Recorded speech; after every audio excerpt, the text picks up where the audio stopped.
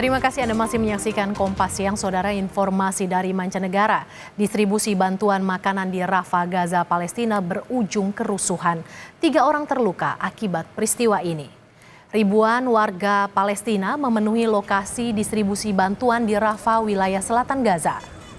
Distribusi bantuan berujung kerusuhan dan membuat 3 warga Gaza terluka setelah militer Israel melepaskan tembakan peringatan.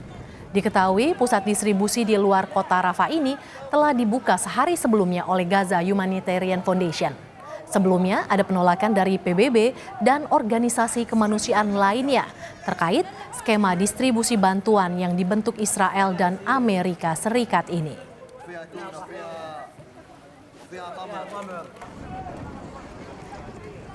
Israel melepaskan tembakan peringatan udara di Gaza pada Selasa malam pasca kerusuhan saat distribusi bantuan makanan. Seorang jurnalis AP mendengar suara tembakan tank dan senjata Israel serta melihat sebuah helikopter militer menembakkan suar.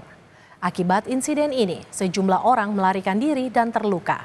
Sementara menurut militer Israel, tembakan peringatan dilepaskan di area di luar pusat tersebut, menandakan pengendalian situasi telah ditetapkan.